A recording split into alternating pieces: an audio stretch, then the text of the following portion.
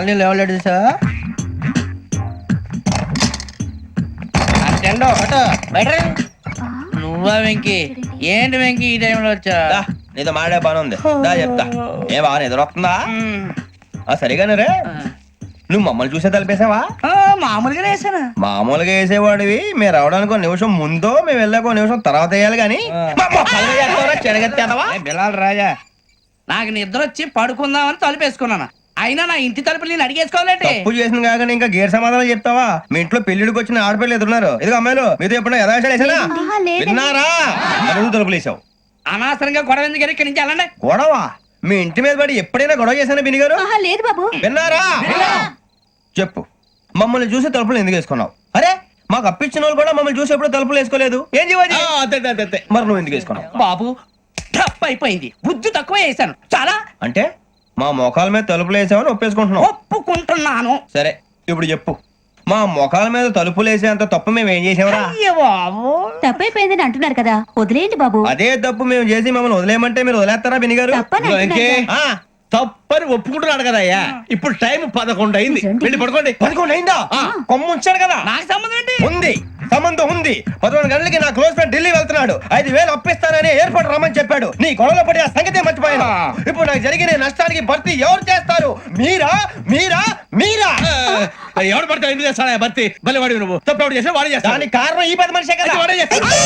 అజ్ఞాసాతి స యజ్ఞాత షడద్వాతీత రూపిణి అవ్యాజ కరుణామూర్తిరజ్ఞానాధ్వాంత Deepika beer rum కలుపుకూడదు, తలకే పట్టేసింది. ఏంటే చదువుకుంటున్నావా? చదువుకో చదువుకో. దేనైనా వెనక్కి తీసుకురావాలం గానీ కాలం వెనక్కి తీసుకురావడం ఎవడి వల్ల కాదు. టైం విలువ గురించి నువ్వు మాట్లాడడం. నువ్వు ఎలా పోతే నాకెందుకులే. ఏమ్మా నీ పూజ అయిందా? తలకే పట్టేసింది, కాస్త మజ్జిగుంటే ఇవే. మా నాయనే అందరూ పొద్దున్నే లేచి టీలు కాఫీలు అడుగుతుంటే నువ్వు మాత్రం మజ్జిగ అడుగుతున్నావురా. కాఫీలు టీలు తాగే స్టేజ్ వాడు ఎప్పుడో దాటిపోయాడు. రాత్రి తాగింది దిగాలంటే మజ్జిగే తాగాలి. నువ్వు తల దించుకోవడం ఎందుకురా? నీలాంటి యదవనగానందుకు నేనే దించుకోవాలి తల. రాత్రి సుబ్బారావు గారి ఇంటి మీద గొడవకి వెళ్ళేవంటగా. అలా చెప్పాడు మీకు? ఏ మళ్ళీ గొడవ కెడతావా? నీ దెబ్బకు భయపడి రాత్రి తలుపులు తీసి పడుకున్నారంట. తెల్లారగా టైంట్లో దొంగలు పడ్డారు. ఇంట్లో ఉందిలేండి, పట్టుకుపోవడానికి అక్కడ కూతురు తప్ప. ఎన్నాళ్ళు ఇలా బేవర్స్గా తిరుగుతావురా? ఇన్నాళ్ళని ఏం ఫిక్స్ అవ్వలేదండి. చిచి నాన్న, అమ్మా, కంబైన్ స్టైల్స్ కి ఫ్రెండ్స్ ఇంటికి పిలుద్దాం అంటే వీడికి భయపడి ఎవరు రావడం లేదు. నేనేం చేశానే? వాళ్ళ వంక అదోలా చూస్తున్నావంట. గొప్ప ఫిగర్ అని అదోలా చూస్తాను, ఏదో మోహాలు వేసుకొని. చదిగా ఆ గొంతు ఆ వాలకం చూడలేకపోతున్నాను రా బాబు. చిన్నప్పుడు వచ్చి నా అలాగే ఉన్నావు, తెగ ముడిచిపోయారు. ఇప్పుడు నచ్చట్లేదు నాన్నగారు మీకు? నేను యదవలతో డిస్కస్ చేయను. నేను చేస్తాను. మీరు చెప్పదలుచుకుంది ఏమిటో చెప్పండి. ఇంకా చెప్పేదే ఉంది. నువ్వు ఇలా గాలికి తిరుగుతుంటే నేను తిండి పెట్టలేను. నాన్నగారు ఇప్పుడు శుక్ర మహాదశి 4వ పాదంలో ఉంది. నేను ఇప్పుడు ఏం చేసినా కలిసి రాదు. శనిగారు సెంటర్ లో కాసేసి నన్నే చూస్తాడంట. వాడు అలా సైడ్ అయిపోయి నేను ఏదో అవుతాను కదా, మీరు కంగారు పడకండి. ఇవన్నీ ఆ జగదాంబ చౌదరి గారు చెప్పాడా? జేసీ గారిని గాడు గిడు అనకండి బాబు, మీకే మంచిది కాదు. అబ్బా ఊరుకోండి, ఎవరి నమ్మకాలు వాళ్ళవి. ఎరా ఇంతకీ ఆ శనిగాడు సైడ్కి ఎప్పుడు వెళ్తాడంట? నేను పోయా. సెంటర్ లోకి రావాలమ్మా. మరి ఆ గురువు సెంటర్ లోకి ఎప్పుడు వస్తాడంటావు? అవన్నీ మనకి తెలుస్తాయి అంటే జేసీ గారు తెలుస్తాయి. నాన్నగారు ఒక 1000 రూపాయలు ఇవ్వండి, నెక్స్ట్ నుంచి అన్ని అడిగేసి వస్తాను. ఎదిగిన కూతురు గుండెల మీద కుంపటైతే నీలాంటి బేవార్స్ కొడుకు క్లైమోర్ మైన్స్ లాంటి వాడు చీదరిదుడా. ఆ జేసీ గారు పోయాక వీడు నేను అమ్మ నువ్వే ఫీల్ ఓకే. ఆయన కావాలని అంటున్న మాటలు కాదు, ఆయన దేవుడు. కానీ ఆ శనిగాడు ఆడి కాన్సన్ట్రేషన్ అంతా నా మీదే పెట్టేశాడు. మరి ఇప్పుడు ఎలాగరా నాన్న? ఆ పని మీద డబ్బులు అడుగుతుంటే ఆయన ఇసుక్కుంటున్నాడు. పోనీ నువ్వేనా ఇవే? నా దగ్గర కూడా లేవురా. తెలుగు భాషలో నాకు నచ్చని ఒకే ఒక్క పదం లేదు. ఇంతకీ ఎవరా మహానుభావుడు? నమస్కారం. నమస్తే. అయినా నేను చెప్పింది. ఆహా, సాక్షాత్ ఎంప్లాయ్మెంట్ ఎక్స్చేంజ్ నడుచుకుంటూ వస్తున్నట్టుంది. పదండి పట్టేద్దాం. నమస్కారం సార్. నమస్తే. వీలే సార్ మా ఫ్రెండ్స్. నమస్కారం. నమస్తే. నేను చెప్పానుగా భగవాన్ గారు. ఆహా, పేర్లోనే దేవుడు ఉన్నాడు. లోపల కూడా పాజిటివ్ థింకింగ్ ఎక్కువ. ఇంతకీ మీరు ఇండియానా చైనీసా? India sir. మా ఫేస్ చూస్తారు అనిపించలేదు మీకు? భలే కామెడీ ఫీల్ అలా ఉన్నాడు. అవును సార్. నేను అడిగేది ఇండియన్ రెస్టారెంటా చైనీస్ రెస్టారెంటా అని. నేను ఏది ఓపెన్ గా డిస్కస్ చేయను కదా. పేరు చూసుకుల్లో డిస్కషన్ పెడతాడు అనుకుంటే వీటి అంటే హోటల్ అంటున్నాడు. బాబు ఎంత ఫీల్ అవుతున్నాడు. అంతా మీ ఇష్టం ఉంటున్నాడు సార్. ఫస్ట్ చైనీస్ రెస్టారెంట్ కి వెళ్దాం. నెక్స్ట్ అక్కడ డిసైడ్ చేద్దాం. అమ్మో, చాలా ఇబ్బంది పడుతున్నట్టున్నారు. నువ్వు చేత్తో తినే బాబు. అలాగే అండి. నేను జనరల్ గా చైనీస్ ప్రిఫర్ చేస్తాను. బ్యాట్ కంటే తక్కువ ఉంటది కదా. రేపు నుంచి మేము కూడా ఇదే ఫాలో అవుతాం. ఎంతకీ మీకు స్టీల్ ప్లాంటా, షిప్ యార్డా, ఏషియాడా, జింక, బంక? బంక, హెచ్పిసిఎల్. ఇవన్నీ దేనికి సార్? దేనికేంటి? ఉద్యోగం చేయడానికి. మీకు ఎందులో కావాలో చెప్పండి. నేను అమలపోతున్నారా ఏంటయ్యా డిస్కషన్స్? మాకు నీ ఛాయిస్లు ఉంటాయి అనుకోలేదు. మీరు సడన్ గా జింకు బంకు అంటే సింక్ అవడానికి కొంచెం టైం పట్టింది. అదే అదే జేసీ గారు టోపీలు పెట్టుకుని ఉద్యోగం అన్నారుగా. వీటిలో టోపులు పెట్టుకునే జాబ్లు ఎక్కడ ఉన్నాయండి? అన్నిటిలోనే ఉంటాయి, వాటిలో కూడా ఉంటాయి. వాచ్మెన్ ఉద్యోగం కావాలా? అతిచి ఇంతకీ మీరు అనే జాబ్ ఏంటి సార్? నేను చెప్పేది టోపులు పెట్టుకునే ఉద్యోగం కాదు, టైల్ కట్టుకునే ఉద్యోగం. అది టైల్ కట్టుకోవటం మాకు రాదు. వాళ్ళు కడతారులే. ఇంతకీ మీకు జిఎం కావాలనా, ఏ జిఎం కావాలనా అట్లా పిలుస్తున్నాడు చూడు బాబు. జిఎం అడిగితే ఎలా ఉంటుందంట? ఏజీఎం అంటే వెంటనే కొంచెం పెద్దదిగా ఉంది. అడుగు. ఏజీఎం ఇప్పించండి సార్. అనుకున్నాను నువ్వు ఇది అడుగుతావని. జిఎం అంటే జనరల్ మేనేజర్, ఏజిఎం అంటే అసిస్టెంట్ జనరల్ మేనేజర్. తూచండి, మాకు జిఎంఏ కావాలి సార్. అది సరే కానీ భగవాన్ జీ, ఈ ఉద్యోగాలకి టోపులు పెట్టుకుని వెళ్ళొచ్చా? నీ ఇష్టం వచ్చినట్టు వెళ్ళొచ్చమ్మా. అయితే నాకు జింక్ లో నాకు స్టీల్ ప్లేట్, నాకు బంకులో గానీ. కన్ఫ్యూజ్ చేయగానే ఆయన్ని అందరికీ ఒక చోట ఇప్పించండి సార్, కలిసి పని చేసుకుంటాం. జీతం ఎంతండి? 30,000 అంటే 40,000. వడ్డీ ఎంత? అప్పు కాదయ్యా, నీకు ఇచ్చే జీతం. అంటే తిరిగి ఒక్కలేదా? ఫ్రస్ట్రేషన్ లో ఉన్నట్టున్నాడు. అవునండి. నువ్వు ఇచ్చిన వాళ్ళు తీసుకోరు. మాకు అవసరం కూడా అదే. అంతేకాదు ప్రతి నెల గ్రాట్యుటీ, పిఎఫ్, సిఎఫ్. బియ్యం కూడా సార్? ఏ నువ్వు యాక్ట్ చేస్తావా? భగవాన్ జీ, మీరు ఇదంతా ఎందుకు చేస్తున్నారు? ఊరికే మాత్రం కాదు, నేను మంచోడని చెప్పి నా కారు పెట్రోల్ లేకుండా వెళ్తుందా? వెళ్దాం. నేను ఇచ్చుకోవాల్సినవి ఉంటాయి కదా. కదా. ఇలా చూడు, అందుకని ఉద్యోగానికి వాళ్ళ ఆకారం తీసుకుంటా. మా గెటబుల్ చూసి మీరు అపార్థం చేసుకుంటున్నారు.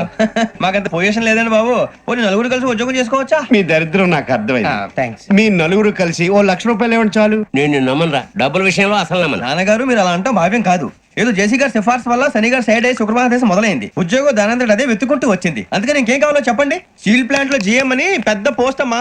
జీతం 30,000, నెల నెల ప్రమోషన్లు, సిఎఫ్లు, డిఎఫ్లు, పిఎఫ్లు, బిఎఫ్లు. ఇవన్నీ నువ్వు చదివిన చదువుకే. అబ్బాబే, దీనికి చదువుకి సంబంధం లేదండి. చెప్పాను కదా, శుక్ర మహాదశ. అది దాని పవర్ అనుకోండి, ఎఫెక్ట్ ఈ అనుకోండి. రోజుల్లో కూడా గ్రహాలు ఎట్లా nonsense? అబ్బా ఏంటండి వాడన్న ప్రతిదాన్ని ఇలా కొట్టి పడేస్తారు. చిన్నప్పటి నుంచి లక్షలు పోస్ట్ చదివించారు. ఎహె, అమ్మా నువ్వు లేని పోనీ పెట్టుకో. లక్షలు ఎక్కడైనా ఊరుకోరా, మాట వరుస కదాలే. ఒక 25,000 ఇస్తే వాడి జీవితం సెటిల్ అయిపోతుంది అంటున్నాడుగా. అంతగా ఆలోచిస్తారేంటండి? అమ్మా నాకు ఉద్యోగం రాగానే మీ అందరినీ స్టీల్ ప్లాంట్ షిఫ్ట్ చేస్తే ఓకే. నువ్వు చెప్పేదంతా కరెక్టేనా? నాన్నగారు మీకు అంత అనుమానం అది ఇవ్వకండి. సర్లే, ఇప్పటికిప్పుడు అంత డబ్బు అంటే కష్టం గానీ నా కెనటిక్ హోండా అమ్మాలి. నాకు తెలుసు మీరు ఆ నిర్ణయం తీసుకుంటారని, అందుకే పార్టీని పట్టుకొచ్చాను. బయట వెయిటింగ్.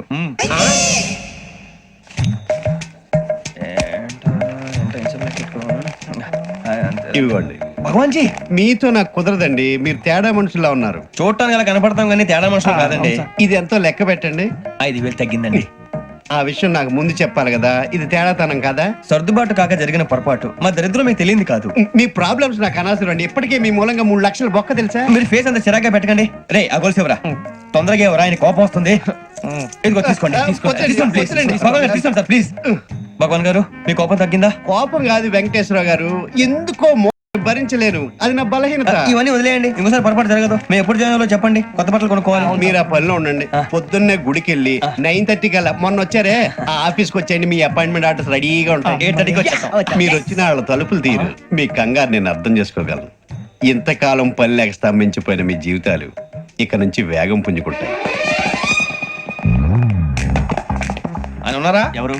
భగవాన్ గారు. మీరెవరు? ఆయన క్లోజ్ ఫ్రెండ్స్. సరే, లోపల రండి. పదా? సార్, వీళ్ళు భగవాన్ క్లోజ్ ఫ్రెండ్స్ అంటారు. సరే నువ్వు వెళ్ళు, నేను మాట్లాడతా. సార్, మీరంతా భగవాన్ స్నేహితులా? అవును, అలాంటి స్నేహితులు ఉన్నందుకు గర్వపడుతున్నాం. సరే, ఏంటి సంగతి? ఏముంది, మా అపాయింట్మెంట్ ఆర్డర్ చేస్తే పట్టుకులు చేరిపోతాం. ఈ రోజు గురు పౌర్ణమి, మంచి రోజు. అపాయింట్మెంట్ ఆర్డర్ ఏంటి? మీకు అందాల్సి నీకు అందనట్లేదు. ఏంటది? ఏంటంటావేంటి? ఒక్కోడు 25,000 ఇచ్చాం. భగవాన్ గారి హెల్పింగ్ నేచర్ కాబట్టి తక్కువ రేటుకి ఒప్పుకున్నాడు. ఇంతకీ ఇది ఏ ఆఫీసో మీకు తెలుసా? తెలుసుకోవాల్సిన అవసరం మాకు లేదు. కానీ చెప్పాల్సిన అవసరం మాకుంది. యాంటీ కరప్షన్ బ్యూరో, అంటే అవినీతి నిరోధక శాఖ. లంచం తీసుకోవటమే కాదు, ఇవ్వటం కూడా నేరం. మీ భగవాన్ గారు ఒక 420. మా బాబుకి ఇన్ని తిట్లు వచ్చిన విషయం నిన్నే తెలిసింది నాకు. ఇంతవరకు మా బాబు నా ఒట్టుమే చేయలేదని మీ అందరితో గర్వంగా చెప్పుకునేవాడిని. First time man handing record తక్కువ నా గోల్ చెలుగు లాగేస్తాడు. అరే కోపడకండి రా, వాడు ఇక్కడే దొరుకుతాడని మా ఫ్రెండ్ చెప్పాడు. తొక్క దొరుకుతాడు. మీకు జింక్ లో కావాలనా, బంక్ లో కావాలనా, స్టీల్ ప్లాంట్ లో కావాలనా, షిప్ యార్డ్ లో కావాలనా? అంటే ఎక్కడ పడితే అక్కడ ఇప్పిస్తారా సార్? ఎక్కడ పడితే అక్కడ, ఎలా కావాలంటే అలా చేసుకుందాం, ఇబ్బంది ఏమీ లేదు. ఆపరేషన్ లో కావాలనా? అవి గేమ్స్ కదా సార్. ఆ స్పోర్ట్స్ కోటాలు ఏవయ్యా? ఏమైంది సార్? ఉద్యోగాలు ఇప్పించమని ఎంట పడుతున్నారు. నువ్వు టచ్ లో ఫోన్ చేయ. అలాగే సార్.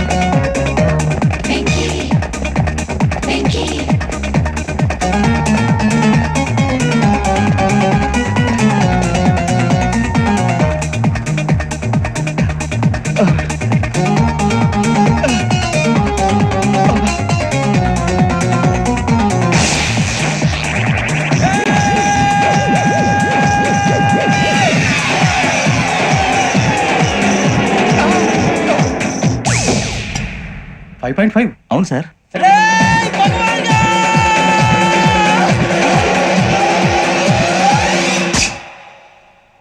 గ్రేట్.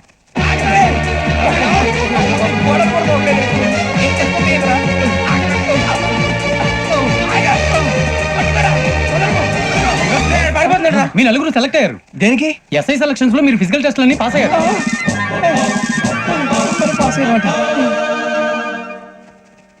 కానీ మేము అప్లై చేయలేదు సార్. అప్లై చేయలేదా? చేయి వదలకండి సార్, కాలు పట్టుకోవాల్సి వస్తుంది. రాగరాకు వచ్చిన అవకాశం. సరే, మీరంతా డిగ్రీలు పాస్ అయ్యారా? ఎప్పుడో. ఓకే, ఇప్పుడు అప్లై చేయండి. Thank you sir. నేను మేనేజ్ చేస్తాను. Thank you sir. మీరు రిటర్న్ టెస్ట్ ప్రిపేర్ అలాగే సార్. All the best.